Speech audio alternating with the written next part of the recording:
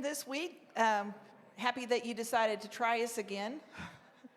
Just a couple of things that I wanted to talk about. We talked last week, remember, there's other organizations. There's the Institute for Creation Research, there's Answers in Genesis, there's the Creation Ministries International. Just found out, got official notification this week that coming up in October, the Institute for Creation Research is having what they call their mega conference in Chandler. And if you go to their website, icr.org, you can go to the events and you can sign up to register for that. Just a couple of the people that will be speaking, if you can see, why did it do that? There we go. A couple of the people that are speaking, we have a former astronaut and the person that does the Babylon Bee, if you're familiar with that satire, will be there. So just something for you guys to think about. If you're available, that's October 12th and through the 14th. The 14th is the main day that when they're going to have a lot of the different speakers. Several of the scientists from ICR will be here and speaking. Also, we put out some note cards on your chairs, and that's to give you the opportunity if you have a question that you want to ask that we don't cover or just want more information about, just feel to write that out. If you didn't get one, let us know and we'll get one handed over to you. And Brian has extras too. Okay, so, was that it, Ryan? Okay, so I'll let Ryan go.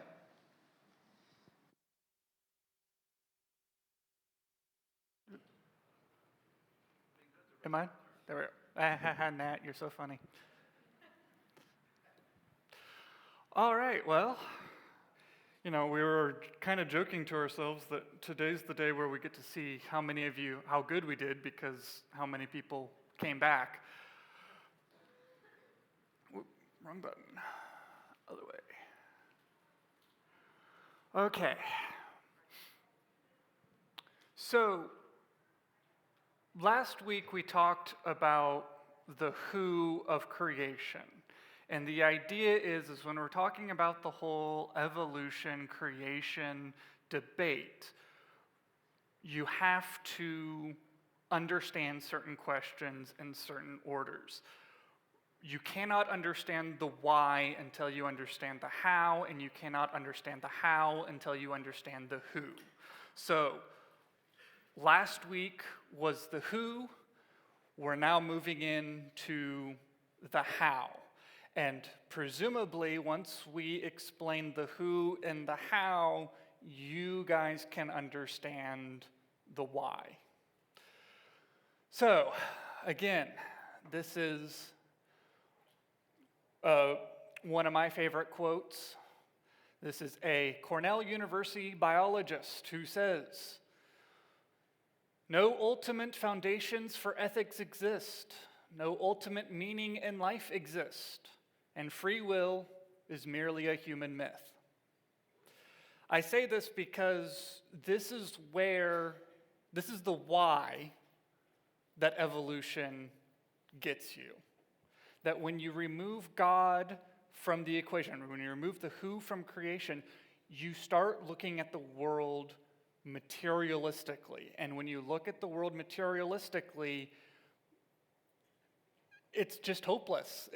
You don't have any answers to those questions. So, first thing I want to do, we need to define terms. Specifically, what is evolution? Because if you are in high school, the first thing your high school teacher will tell you is that evolution means to change. And this is a trap that most evolutionists will put you in, because they'll say, well, we see change all the time. The birds' beaks change. The dogs, color fur change. Therefore, evolution is true, and for you to deny evolution, you're a science denier. See, it's now become a trap. They have broadened the term of evolution, but we all understand that when somebody says evolution, they're not meaning any change. We're not saying that if somebody loses their hand in a car accident that they have evolved. They've changed, but they haven't evolved. What we mean is the gradual development of something, especially from a simple to a more complex form. And I want to emphasize that because Christian creationists believe in change. We believe in speciation. We believe that you can have a wolf that can have speciation and it becomes foxes and it becomes dogs and it becomes other forms of canine. What we do not believe and what we say is evolution is not true is that fish became lizards and lizards became dogs. That is what we're saying is not true. However, we're going to go through the Genesis account, and then we're going to talk about how a lot of Christians like to try and merge and justify evolution into the Bible and explain how kind of they rationalize that. So I was going to read through it, but I think in the interest of time, we're just going to go through some of the key highlights. One thing I would like to make note, God called the light day, and the darkness he called night, and there was an evening, and there was a morning the first day. And then God called the expanse of the heaven, and there was evening, and there was morning the second day. And then there was evening, and there was morning the third day. And there was evening, and there was morning the fourth day. There's a pattern going on here in how he's explaining the days. And there was an evening and a morning in the fifth day. And then on the sixth day, and he saw everything that he made, and behold, it was very good. And there was an evening and a morning the sixth day. And that very good is important because when you're talking, Brian has been talking a lot about original sin. Paul in Romans says the wages of sin is death. When God finished creation on the sixth day, he said everything was not just good, it was very good. That would imply there was no sin.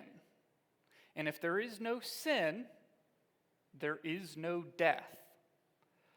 Evolution requires death in order for it to work. Evolution works by millions of years of small changes of death, new generation, small change, death, new generation, small change. Therefore, from a biblical perspective, if there is no sin in the world, there is no death in the world, you cannot have evolution. Now, and I'm sure some of you have heard this, some people will say, well, when Paul is talking about death, he means a spiritual death. Well, no, he wasn't. Yes, we die a spiritual death in sin, but the wages is death itself. Death entered the world through sin. So, as a recap, day one, God created the heavens and the earth, light and darkness, day and night. Day two, he made the sky. Day three, he made the land and he made the plants. Day four, he made the sun, the moon, and as a footnote, he made the stars. We'll get onto that in the astrology part, that, astronomy part of that. Yeah, he made light, he made dark, he made the sun, and he made the moon so that people can see, and then also, because it looked pretty, he made the stars. Day 5, he made the fish and the birds. Day 6, he made animals and he made people. Now, here we're going to talk about, actually, I'll throw it to you. Do you guys have any, I won't say personally held beliefs, but have you guys heard how some Christians try to take this and say, Yeah, but evolution is still true. Has anyone heard anything? Yes. So, which says that some people say days don't actually mean days. Of course, as I was saying just here, and there was evening and there was morning the sixth day. So, either A, that statement is false, or what it was is the earth was taking millions of years to make a full rotation of a single spin. I will tell you right now, a plant and an animal cannot survive spending millions of years in eternal darkness or millions of years in eternal light. Does not work. And if that is how they worked, we would still be seeing signs of that today. We would be like, why do all these animals require forever darkness or forever sunlight? Back. Okay. Another theory, possibility, is yes, a single day was a day, but between the days, there were millions of years. It's often referred to as the gap theory. So yeah, you have the theory that each day is actually an age, which I would say the text does not stand that. Second one is well, it doesn't say that day 2 is the following day. It just says that this is the second day that God created things. We don't know how much time was in between those days. Well, here's my problem with that. The sun wasn't made until day 4, and the first animal wasn't made till day 5. So that means for most of Earth's existence, there was nothing but plants, and there was no sun.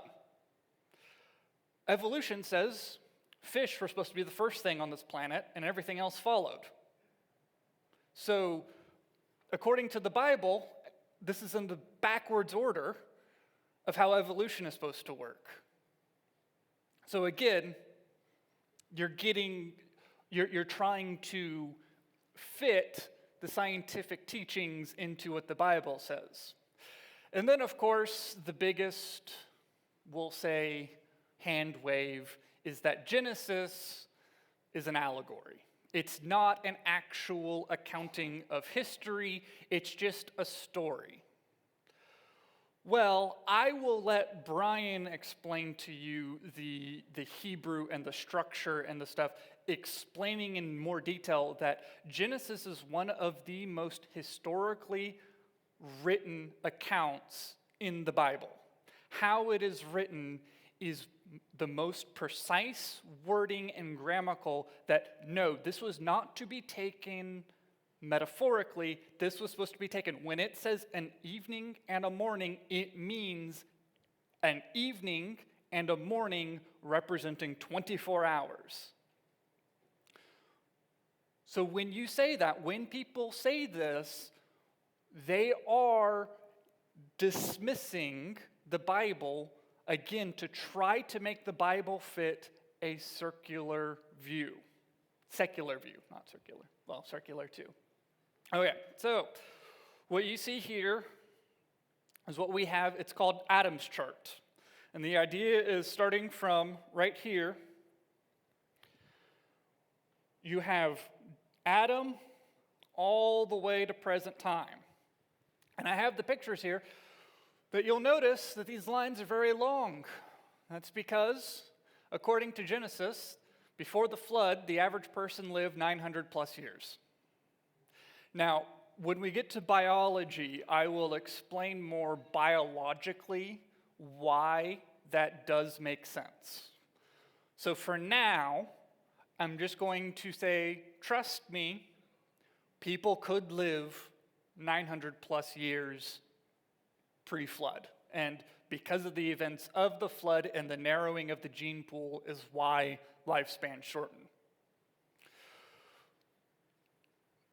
So this goes all the way, and then you'll start seeing that rapid shortening after the flood as it starts to branch off and the Tower of Babel. Now, one thing that this chart really shows that I really like, you'll see this right here. Okay?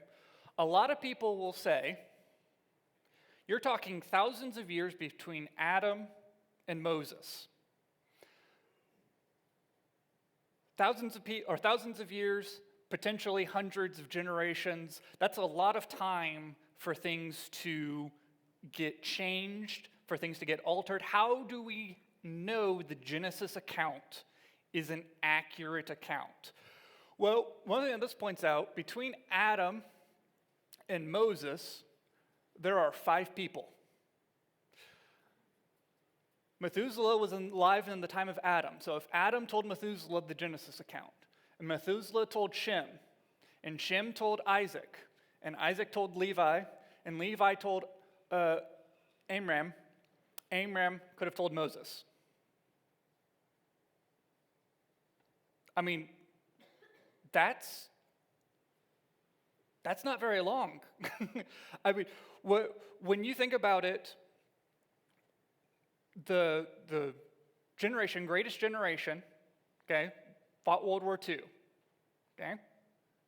There has been 5 generations since then. Would we think that stuff that happened during World War II, that we've somehow lost all of that knowledge? That how can we know that what the people said in World War II actually happened? Well, for most of us, because we've talked to them. So this is not an unreasonable time frame in terms of passing the story along to make sure that the story isn't being changed rapidly. This is often referred to as the tablet theory, because it proposes that if Adam wrote it down, these are all the people it would have had to pass to before Moses would have then written it down in the books of Moses. Oh, there's my light. Okay, so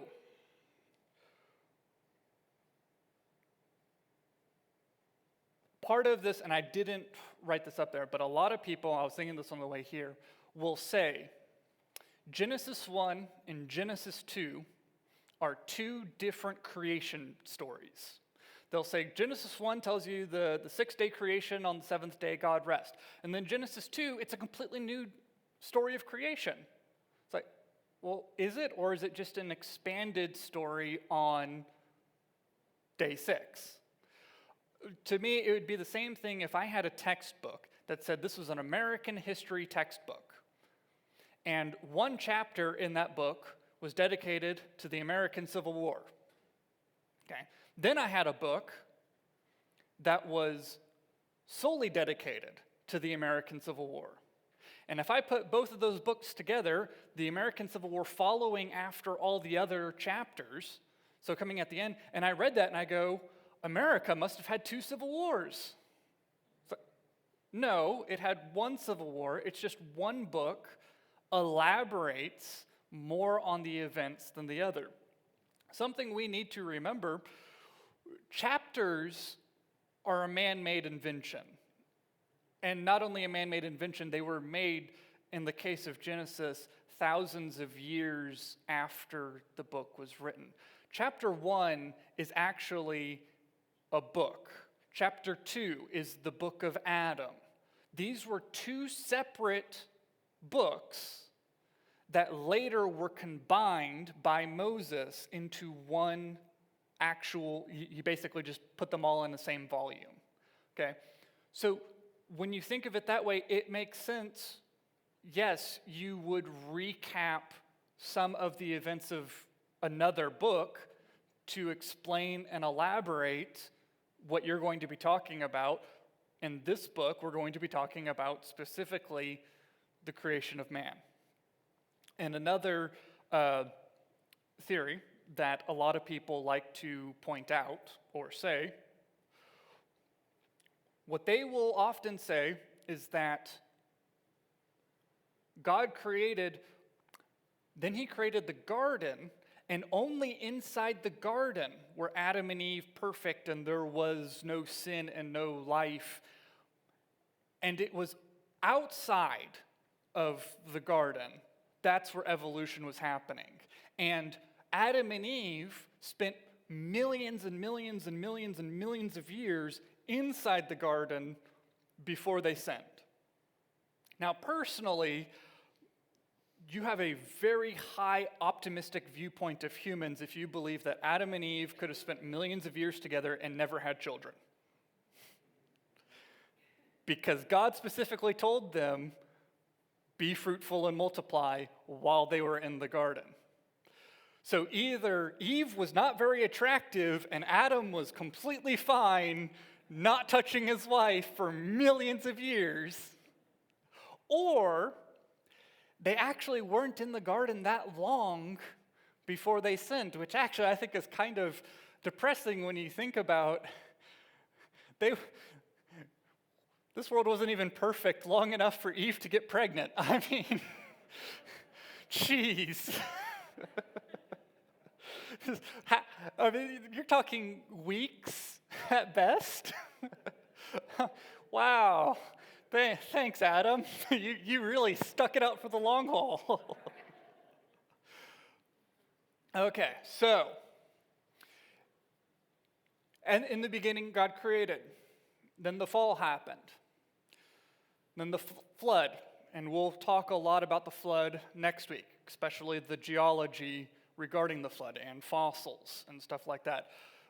I had one person tell me, he believed the reason why fossils were millions of years old is because God created fossils in the creation to tempt humans. Yeah, and see, this is how we have that.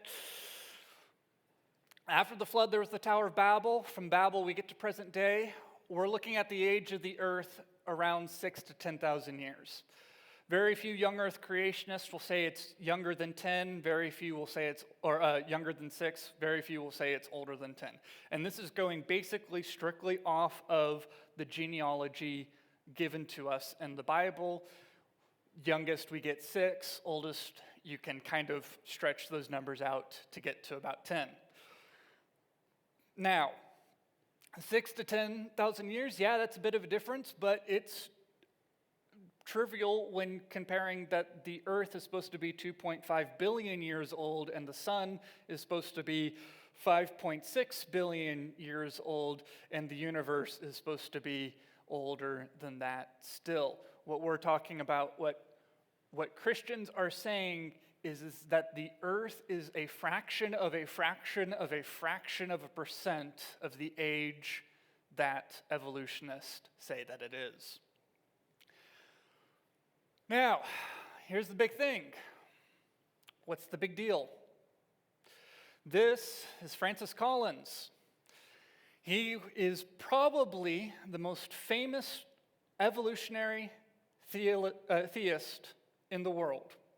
He says he's a Christian, and he is an atheist, to which he so rightfully said that, who are we to say that evolution is a dumb way to do it, meaning God?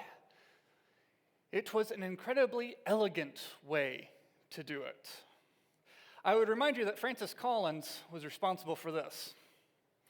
If you don't know what this is when they took live dogs, put them in a cage full of infected fruit flies that then devoured the dogs alive, and they tested to see how long it took. And when the scientists were getting upset of the whining and complaining of the dogs, Francis Collins said, that's no problem. Just cut their vocal cords so you don't have to hear them. Yeah. Why? You can say, well, he's a Christian, right? Well, I think he's an evolutionist first. And you see, to an evolutionist, we're all animals and animals are insignificant. You see, God gave us as humans dominion over the world. And part of that dominion is we are to be caretakers of the world. We are to be responsible caretakers of the world. But when you lose Genesis, you lose that mandate as well. And now you start seeing the things as an evolutionist, as a materialist. My dad once joked when he was in evolutionary biology, a couple of students came in with a petition saying, hey, we're signing this petition to save seals in the Arctic. And the evolutionist biology teacher said, why would I care about seals in the Arctic? To which my dad started laughing and he says, see, the creationist gets it. As an evolutionist, them dying is part of the evolutionary process. They're weak. They deserve to die. By them dying, it allows me, the stronger species, more resources to flourish and thrive. That's an evolutionary mindset. You cannot escape that mindset. So, question becomes, what is the motivation? Why do so many Christians not only believe in evolution, but want to believe in evolution? And you see, I say this as someone who has seen this time and time again. As I mentioned last week, when people try to merge secular world theology and biblical theology together, it's always the Bible that gets altered to fit with the world. It's never the world that gets fit to altered with the Bible. Well, the evolutionist will tell you, we need evolution because we take the side of science in spite of the patent absurdity of some of its constructs. Because we have a prior commitment, a commitment to materialism. Moreover, that materialism is absolute, for we cannot allow a divine foot in the door. What he is saying, the reason evolution needs to be the way that it is, because it is the only method that allows God not to exist. Well, you think, okay, maybe that's today, but what about when it was invented? A lot of evolution is often credited to Charles Darwin, but actually, it's Charles Lyell who invented evolution. Charles Darwin not only was inspired by Charles Lyell, but he had the principles of geology in his hands when he went to the Galapagos Islands and was specifically referencing him when he wrote the Origin of Species. So, the father of evolution, why does he say evolution is important?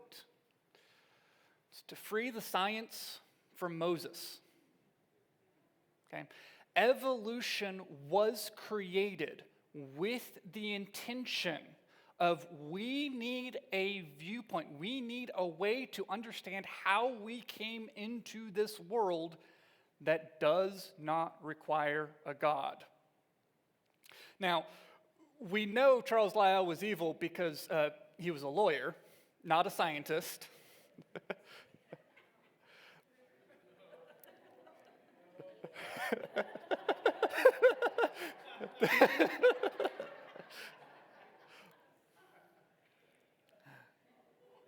And you see, that becomes part of the problem.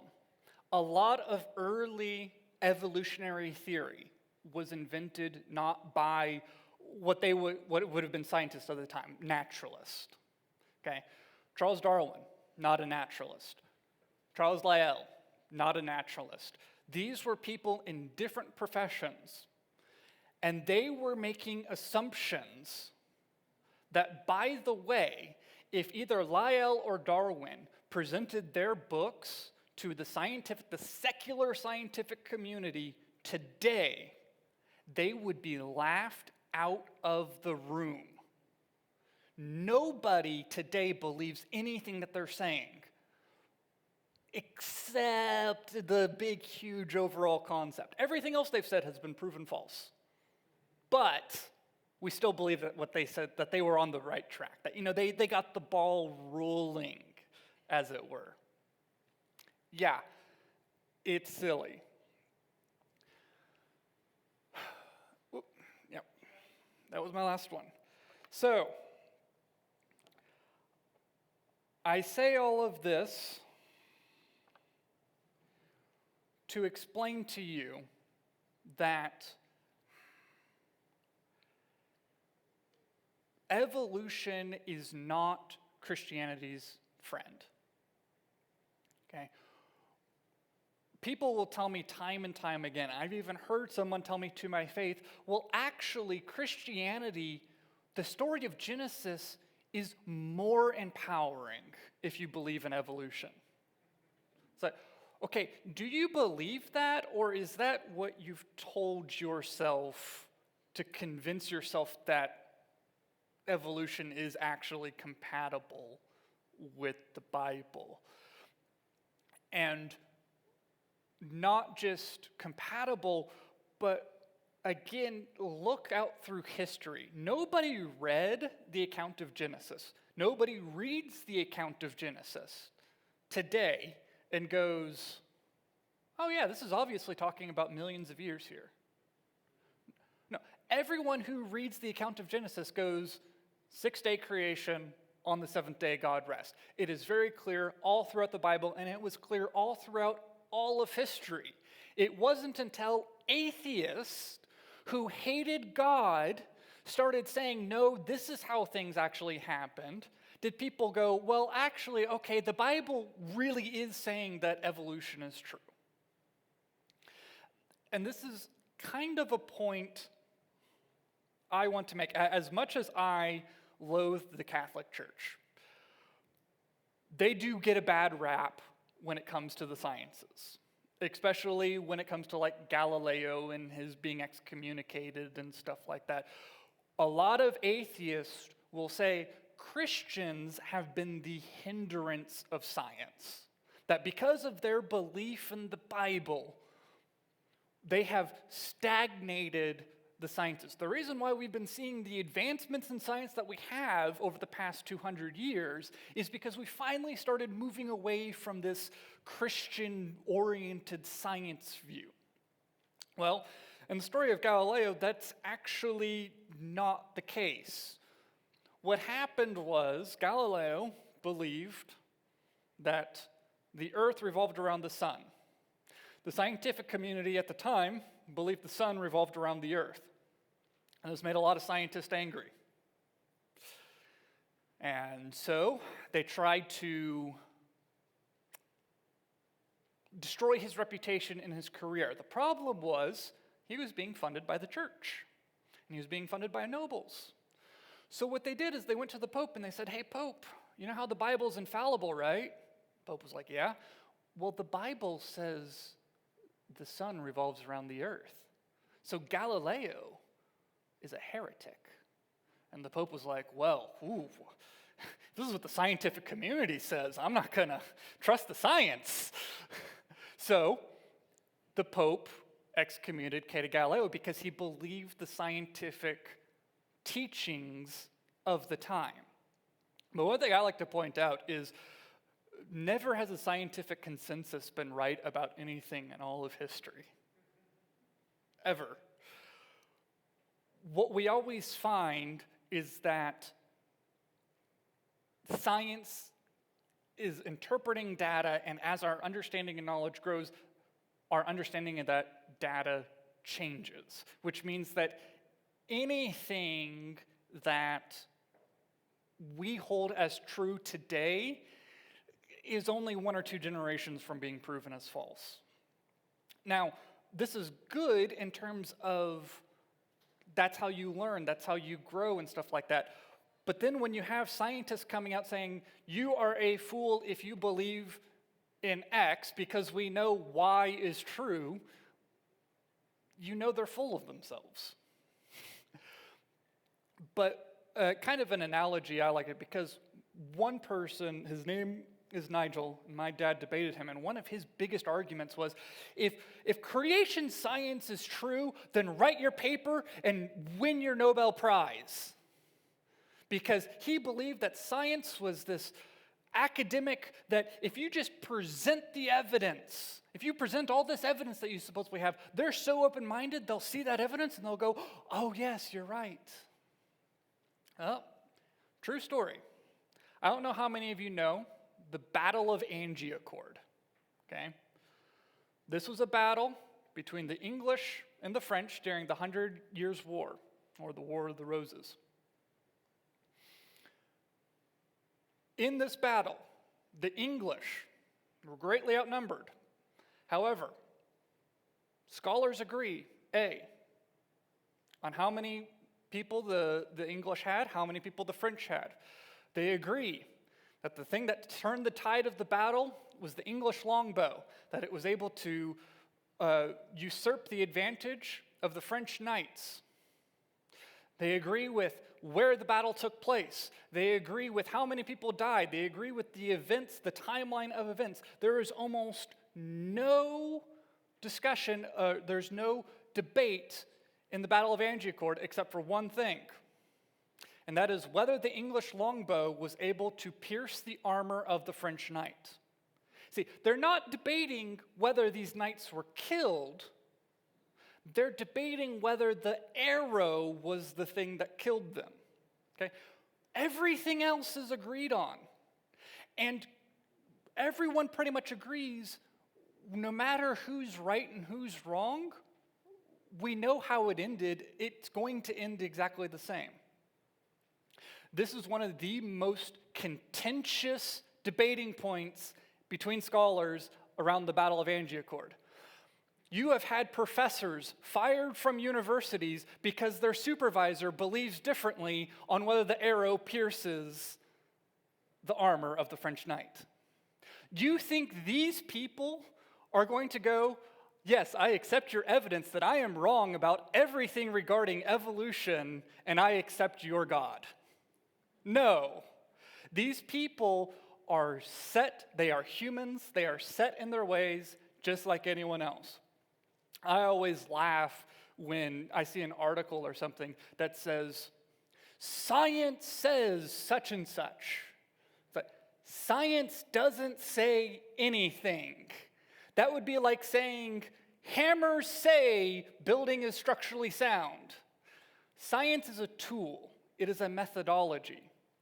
Scientists use science in their understanding of things. So what happens is scientists do an experiment, they get data, and they interpret the data and derive a meaning from it. Humans are fallible. That means their experiment could be fallible.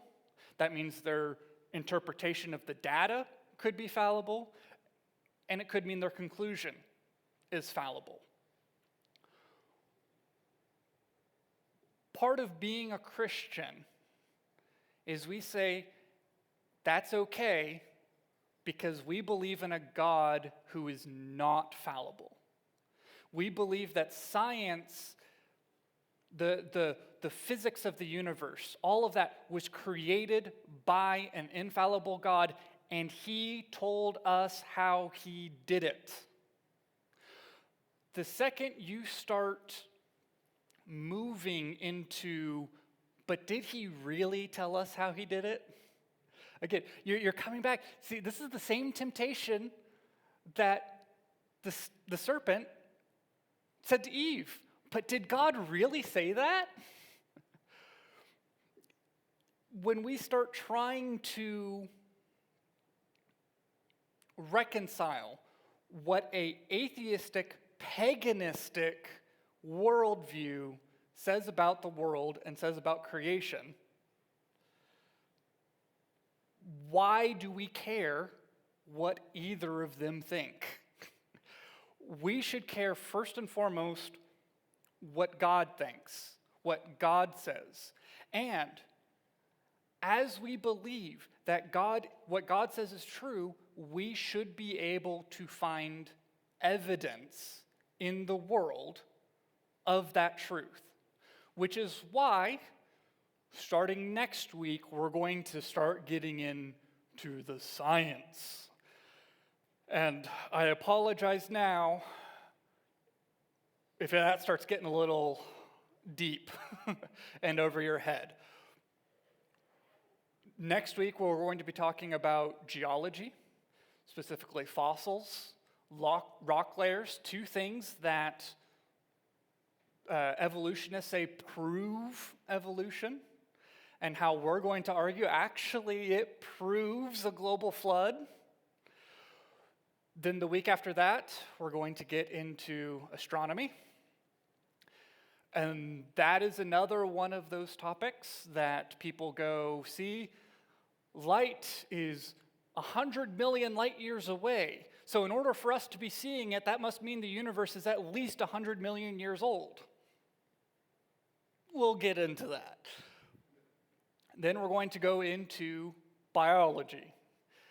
And again, as you saw last week, when you start talking about genetics and stuff like that, humans have no clue what they're talking about when it comes to biology. But don't worry, it made itself. So, does anyone have questions that they're pondering that they kind of want to throw up, or thoughts, or something that maybe somebody has said that has been like, you know, I've heard that before. Well, what do you think of that? Does anyone? No? Yeah, I am good. Okay, so I got about 15 minutes of you guys left. So I'm going to kind of, I guess, a primer for what is to come. Hope you can stick with me on that. So next week we're going to be watching a video on geology. We're going to be having an expert talking, and he's going to be talking a lot about the flood. But what we're not really going to do is talk much about Babel or what happens after that.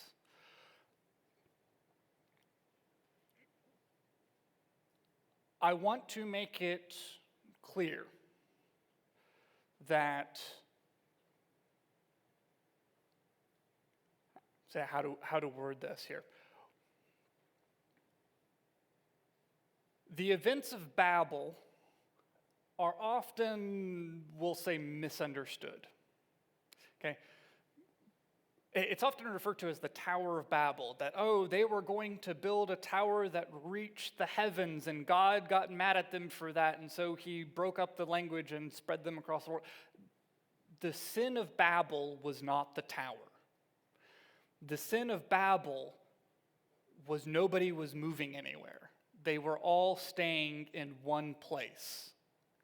The Tower of Babel was just a representation of that sin, that they were going to build this structure to show their glory. God wanted humanity to spread across the world. And part of the reason he wanted to do that is because there was a very short time after the flood, only a couple hundred years, that the water had receded enough that you had land bridges. So that nice land bridge between Russia and Alaska, right after the flood, you have the start of the ice age, you have a lot of that water frozen. That would have been a nice big land bridge that you could have crossed.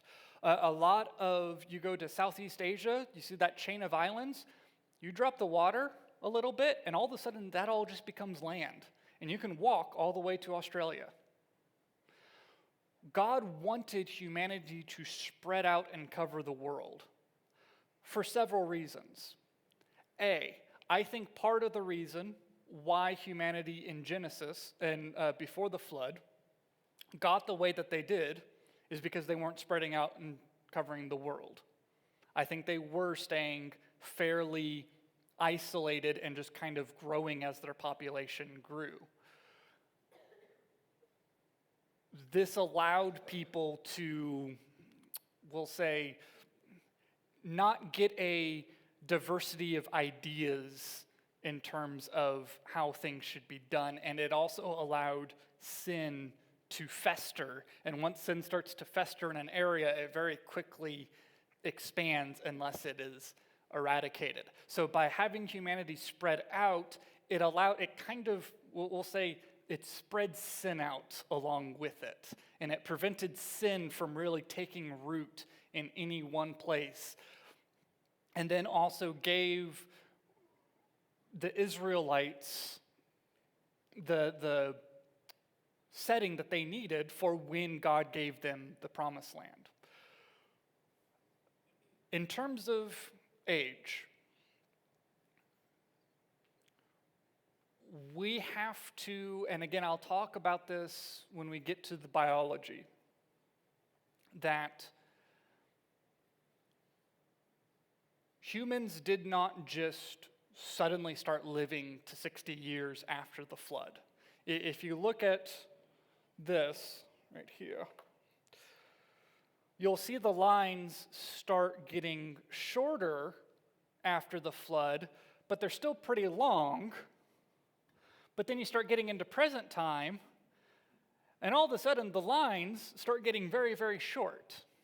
It was much more gradual in how humanity lost their longevity.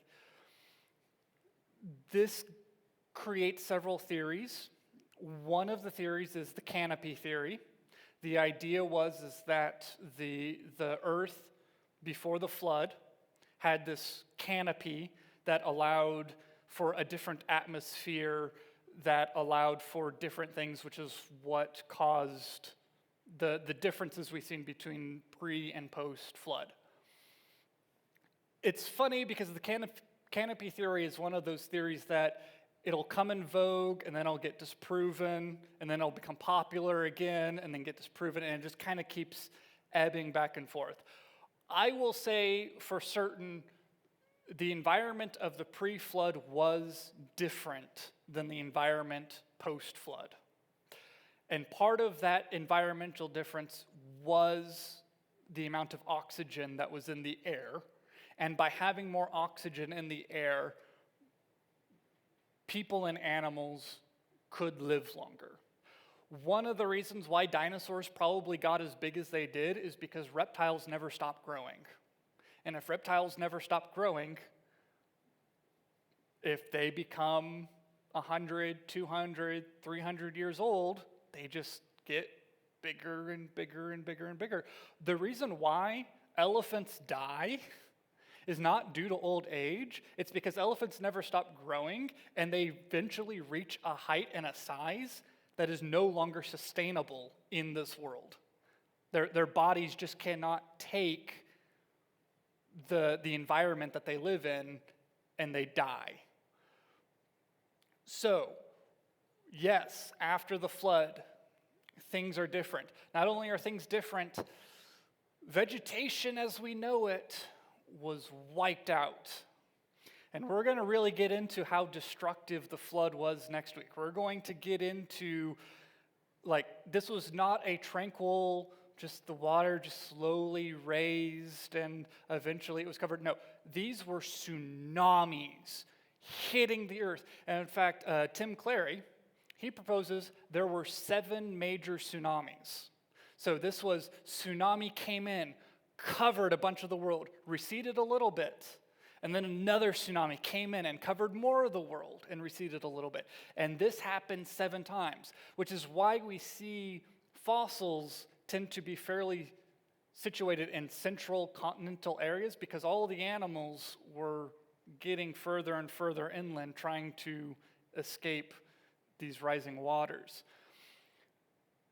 But if anybody has seen the destructive power of flooding in an area, much less the destructive power of a tsunami, much less the destructive power of 7 consecutive tsunamis, then followed by excessive flooding, there is no vegetation after the waters recede. There's no trees. And if there are trees, they're waterlogged, they're destroyed, they're not good for making stuff with. Which is, I'm going to probably dash a lot of hopes here, why we will never find the ark. Because when the ark hit ground, they had no wood. So if they wanted to start rebuilding civilization, it was going to be 20 or 30 years before they started getting good lumber. The only good lumber they had was that big boat behind them. So they probably took that thing apart and built houses out of it. So, for all of you hoping that one day one of these hundreds of expeditions is going to find Noah's Ark, chances aren't very good. So, with that, thank you all for coming. See you next week for the flood. And hand in any questions you got.